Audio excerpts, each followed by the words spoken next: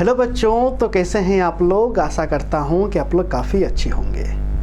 आज से कक्षा 12वीं का नया बैच आपका प्रारंभ हो रहा है। इस नए बैच की शुरुआत हम हिंदी विषय से करेंगे, इसलिए हिंदी विषय का संपूर्ण बेसिक जानकारी आज मैं आप सभी के साथ साझा करूंगा।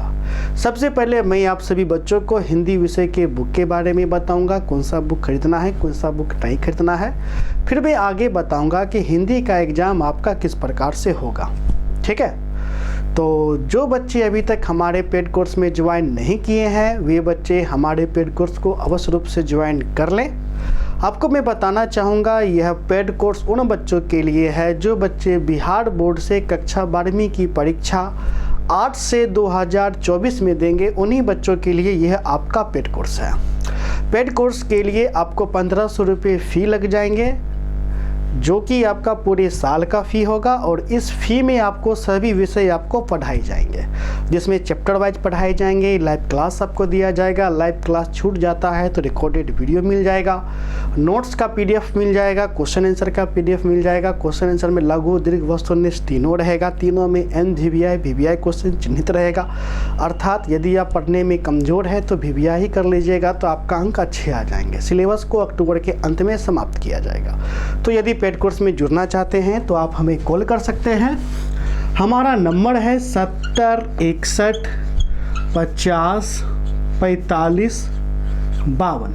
ठीक है, इस नंबर पे बच्चों आपको कॉल कर लेना है और कॉल करके हमारे पेड कोर्स में ज्वाइन कर लेना है। अब हम आते हैं अपने टॉपिक पे। हमारा जो विषय है आज का पहला विषय हिंदी।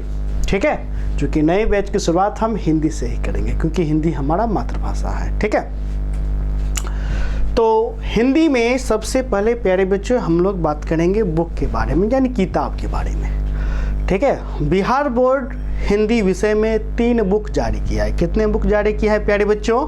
तो 3 बुक आपका जारी किया है। ठीक है, इन तीनों बुक में जो आपका सबसे जो पहला महत्वपूर्ण बुक है, मैं उनकी बात करूँगा। पहला जो महत्वपूर्ण बुक है उनका नाम है दिगंत भाग 2। क्या नाम है प्यारे बच्चों? दिगंत भाग 2। ठीक है, दिगंत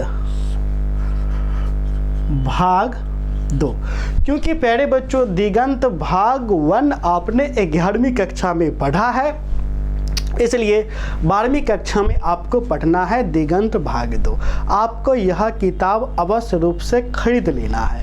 क्यों खरीदना है इसकी चर्चा हम आपको आगे करेंगे। थोड़ा सा मैं बुक का मैं कवर में आपको दिखा दूं, ये आप देख सकते हैं। ये है आपका दिगंत भाग 2। कुछ इस प्रकार से आपको दिखेगा। मार्केट में आपको ये खरीद लेना है। बिहार बोर्ड द्वारा यह बुक आपको जारी किया गया है आप लोगों के लिए। ठीक है, तो यह हिंदी का पहला बुक हो गया, मेन बुक हो गया। अब जो दूसरा जो बुक आपका निकल करके आ रहा है वह बुक है हिंदी व्याकरण, जो कि बिहार बोर्ड द्वारा ही जारी किया गया। इस बुक को आप देख सकते हैं, बिहार बोर्ड द्वारा हिंदी व्याकरण आपको जारी किया गया है। पीछे में आपका लिखा भी होगा, बिहार स्टेट टेक्स्ट बुक करके लिखा भी होगा, पब्लिकेशन आप देख सकते हैं। ठीक है, तो मैं दूसरे बुक का भी मैं नाम में लिख देता हूँ। दूसरा जो बुक है प्यारे बच्चों हिंदी व्याकरण। ठीक है प्यारे बच्चों, और नीचे थोड़ा सा लिखा हुआ है रचना और साहित्य। ठीक है प्यारे बच्चों, तीसरा जो बुक आपका निकल करके आ रहा है ब्लू कलर में आपका बुक है हिंदी भाषा और साहित्य की कथा। ये है हिंदी भाषा और साहित्य की कथा। पीछे देख सकते हैं लिखा हुआ आपको मिलेगा बिहार स्टेट टेक्स्ट बुक। ठीक है प्यारे बच्चों, हिंदी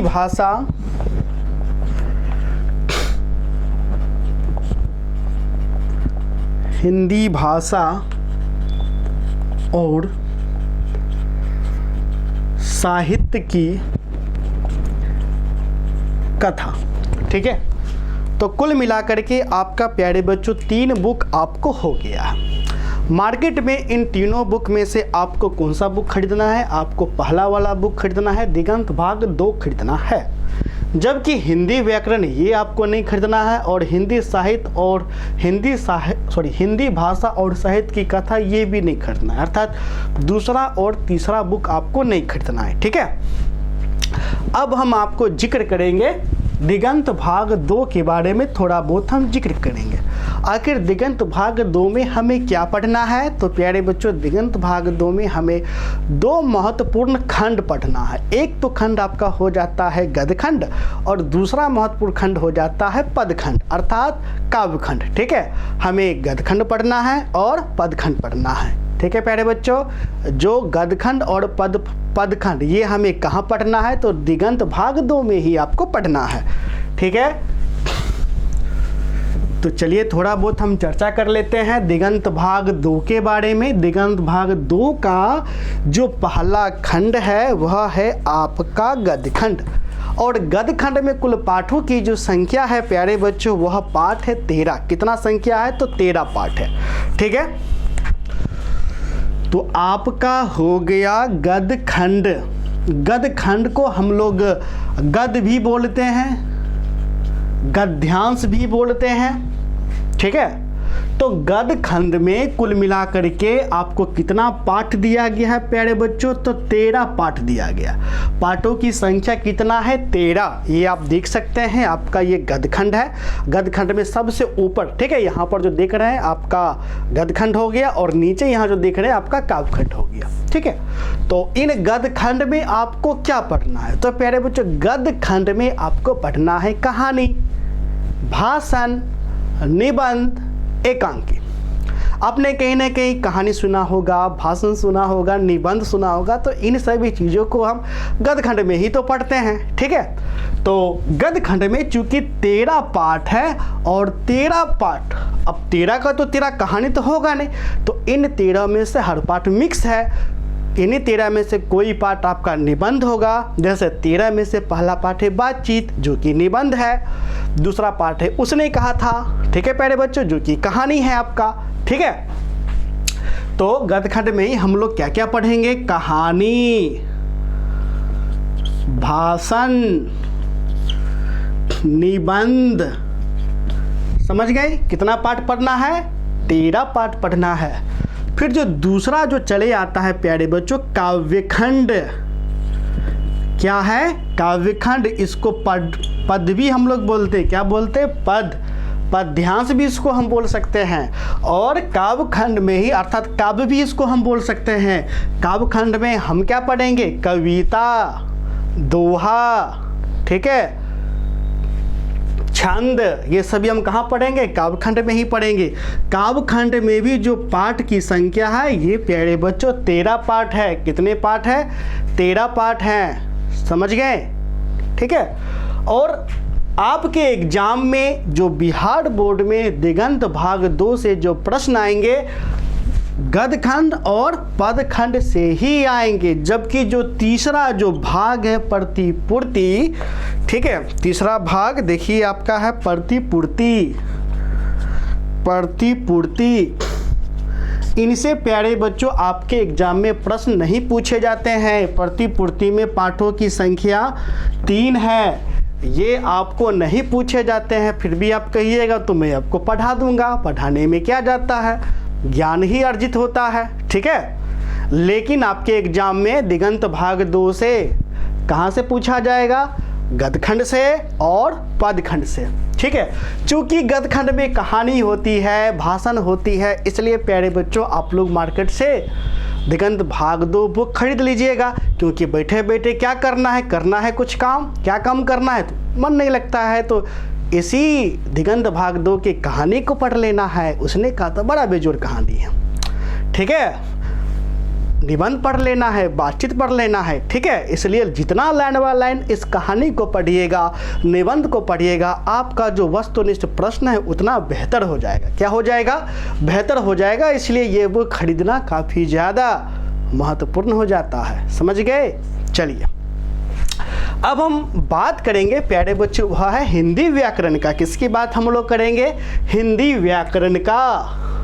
तो हिंदी व्याकरण का ये जो बुक है प्यारे बच्चों, ये बुक कॉमन बुक है, 11th के लिए भी है, 12th के लिए है। हालांकि 11th वालों के लिए सिलेबस अलग है, 12th वालों के लिए सिलेबस अलग है। अर्थात इस किताब का आधा भाग 11th में पढ़ना है और आधा भाग 12th में पढ़ना है। और मुझे पक्का पता है कि आपने 11th में भी अच्छे से पढ़ाई नहीं की होगी, इसलिए प्यारे बच्चों आपको यह बुक नहीं खरीदना है। ठीक है, व्याकरण का संपूर्ण नोट्स मैं आप सभी बच्चों को प्रोवाइड में आपको कर दूंगा, PDF फाइल में प्रोवाइड में आपको कर दूंगा। ठीक है, लेक्चर काफ़ी ज़्यादा अच्छे से मैं आपको लूँगा, अच्छे से मैं आप सभी बच्चे को मैं समझाऊँगा। ठीक है, वस्तुनिष्ठ भी मैं आपको करा दूंगा, इसमें किसी प्रकार का आपको दिक्कत नहीं होगा, बुक खरीद करके कोई आपको फ़ायदा नहीं होगा। ठीक है, और जो आपका हिंदी व्याकरण में जो प्रश्न पूछे जाते हैं वो प्यारे बच्चों वस्तुनिष्ठ प्रश्न पूछे जाते हैं। विषयनिष्ठ प्रश्न आपके एग्जाम में व्याकरण से नहीं आता है। विषयनिष्ठ मतलब सब्जेक्टिव, सब्जेक्टिव मतलब जिसे लिखा जा सके वाक्यों में, ठीक है, वह व्याकरण से आपके एग्जाम में नहीं पूछेगा। तो व्याकरण से सिर्फ वस्तुनिष्ठ प्रश्न होंगे, समझ गए। फिर आपका आ जाता है हिंदी भाषा और साहित्य। पिछले 5 वर्षों से हिंदी भाषा और साहित्य से विषयनिष्ठ प्रश्न अर्थात सब्जेक्टिव से प्रश्न नहीं पूछे गए। अब 5 वर्ष से नहीं पूछे गए तो जरूरी नहीं कि आप में भी नहीं पूछेगा, क्या पता पूछ दे, ये भी आपका हो सकता है। ठीक है, और इससे हिंदी भाषा और साहित्य से 5 अंक का वस्तुनिष्ठ प्रश्न हमेशा से रहता ही रहता है। इसलिए मैं हिंदी भाषा और साहित्य काफ़ी अच्छे तरीके से आपको मैं पढ़ाऊंगा। और ख़ास बात यह है कि जब तक आप हिंदी भाषा साहित्य नहीं पढ़िएगा आपको हिंदी काफ़ी अच्छे से समझ में नहीं आएगा। क्योंकि जब भी हम हिंदी में गद्य पढ़ेंगे, ठीक है, गद्य के अंतर्गत कहानी पढ़ेंगे, ठीक है, निबंध पढ़ेंगे, काव्य के अंतर्गत कविता पढ़ेंगे, तो सभी तो या तो लेखक लिखे होंगे या तो कविता लिखे या तो कवि लिखे होंगे। तो जितने भी लेखक हैं या कवि हैं वो कहीं ना कहीं किसी युग के रहे हैं, किसी काल के रहे हैं, जैसे भक्ति काल, आदि काल, आधुनिक काल। तो भक्ति काल क्या होता है, आधुनिक काल क्या होता है, भारतेंदु युग क्या होता है, इन सभी को हमें कहाँ पढ़ना है? अरे भाई हमें हिंदी भाषा और साहित्य में ही पढ़ना है, इसलिए इसे हमको नहीं छोड़ना है, काफ़ी मज़ेदार तरीके से पढ़ना है। ठीक है प्यारे बच्चों, तो इसलिए आपका ये 3 बुक हो जाता है। तीनों बुक अपने आप में काफ़ी ज़्यादा महत्वपूर्ण स्थान रखता है। लेकिन इन तीनों बुक की अगर मैं बात करूँ तो विशेषकर दिगंत भाग 2 का तो कोई कहना ही, यानी कि इतना महत्व है कि जिसका कोई वर्णन नहीं है, इसलिए इस बुक को खरीद ही लेना है। ठीक है, चलिए ये तो हो गई बुक की बात, बुक के तो बारे में मैंने बता दिया। अब मैं आपको जो बताऊंगा प्यारे बच्चों वह मैं बताऊंगा एग्जाम पैटर्न के बारे में कि किस प्रकार से आपका एग्जाम होगा। ठीक है, तो चलिए शुरू करते हैं। इसको मैं मिटा देता हूँ।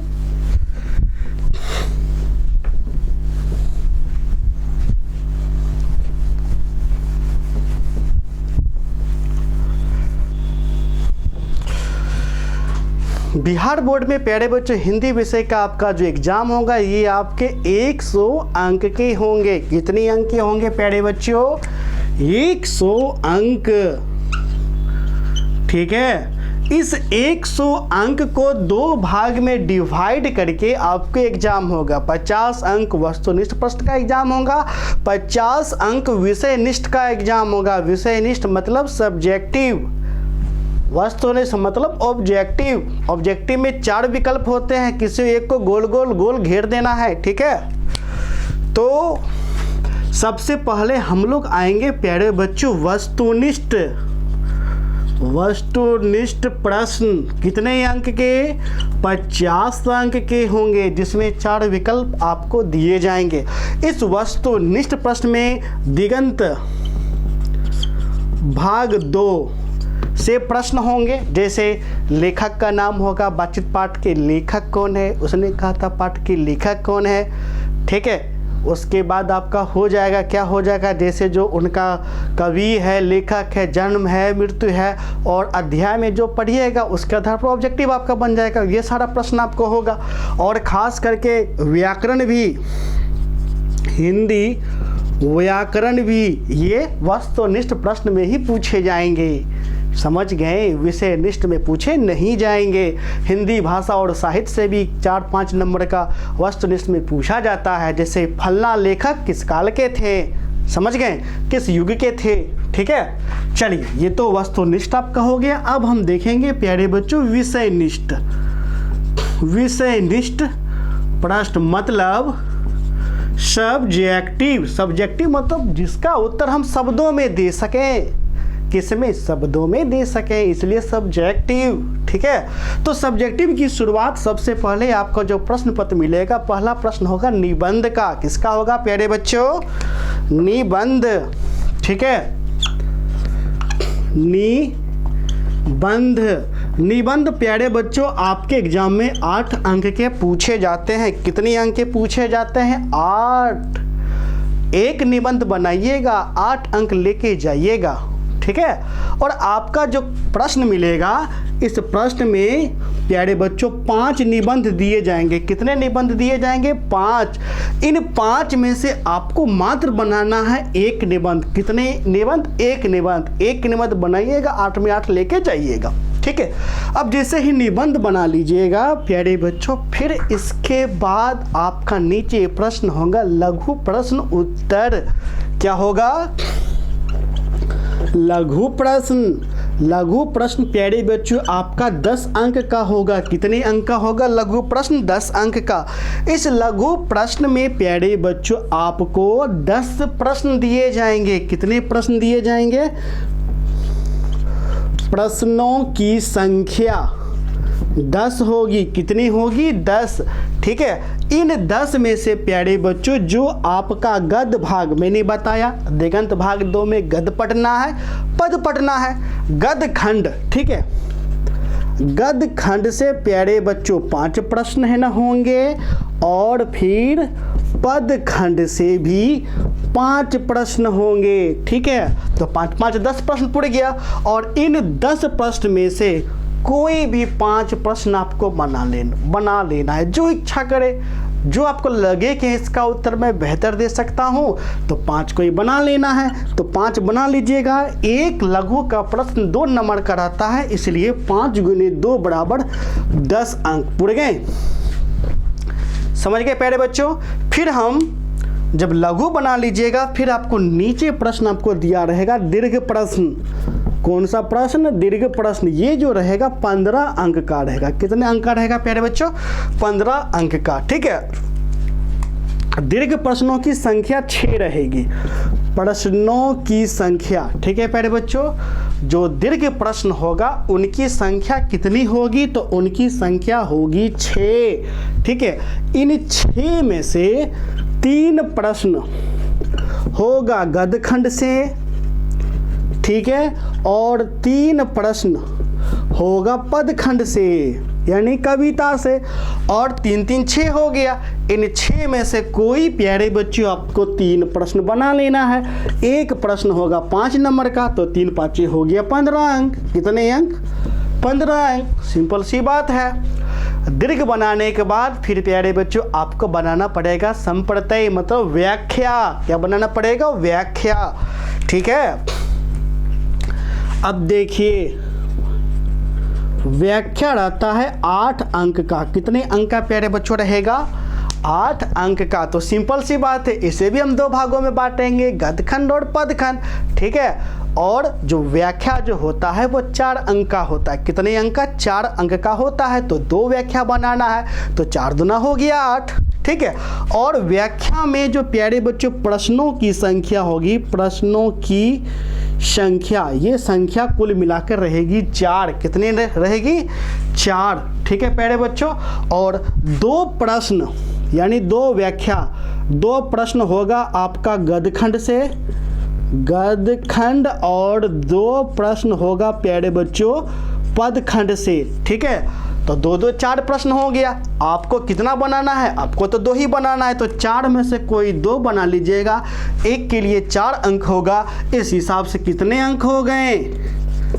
8 अंक आपके हो गए। अब जैसे ही प्यारे बच्चों आप व्याख्या बना लेते हैं, व्याख्या बनाने के बाद फिर जो आपको जो प्रश्न दिखेगा प्यारे बच्चों, ये प्रश्न दिखेगा पत्र। क्या दिखेगा? पत्र, जो कि 5 अंक का होगा। कितने अंक का होगा? 5 अंक का होगा। पत्र की संख्या 2 होगा। एक पत्र होगा प्यारे बच्चों औपचारिक पत्र और दूसरा होगा अनौपचारिक पत्र। ठीक है, अनौपचारिक पत्र। दोनों में से कोई एक बना लेना है, 5 में 5 आपको प्राप्त हो जाएगा। ठीक है, फिर पत्र जैसे ही बना लेते हैं तो आपको फिर लास्ट में आपको दिया जाएगा संक्षेपण। ठीक है, संक्षेपण प्यारे बच्चों 4 अंक का होगा। 2 संक्षेपण दिया रहेगा, 2 में से कोई एक संक्षेपण बना लेना है तो 4 विचार आपको प्राप्त अंक हो जाएंगे। अब हम कुल मिलाकर के नंबर हम जोड़ लेते हैं। ठीक है, तो देखिए सबसे पहले लघु का नंबर 10, दीर्घ का नंबर 15, ठीक है, और पत्र का अंक 5। तो कितना हो गया? 15 15 30 हो गया। फिर देखिए 4 नंबर का संक्षेपण, 8 नंबर का निबंध, 8 नंबर का व्याख्या, 20 30 20 50 पुर गया। ठीक है, इसलिए प्यारे बच्चों दिगंत भाग 2 तो पढ़ेंगे ही, हिंदी व्याकरण तो पढ़ेंगे ही, ठीक है, हिंदी साहित्य तो पढ़ेंगे ही। इसके अलावा हमें जो मेहनत करना है जोरदार निबंध पढ़ करना है। निबंध काफ़ी अच्छे तरीके से पढ़ना है। मैं आप सभी को निबंध भी पढ़ाऊंगा, पत्र लेखन भी पढ़ाऊंगा और संक्षेपण भी पढ़ाऊंगा। इसे लेकर के मैं जड़ तक पढ़ाऊंगा, छोटी से छोटी चीज़ों को भी मैं पढ़ाऊंगा, इतना डिटेल से मैं पढ़ाऊंगा जिससे आपका अंक काफ़ी बेहतर आ सके। ठीक है प्यारे बच्चों, अब मैं बात करता हूं कि हिंदी आखिर में सप्ताह में कितने दिन पढ़ाऊंगा। तो प्यारे बच्चों शुरुआत के दिनों में मैं हिंदी सप्ताह में 4 दिन पढ़ाऊंगा।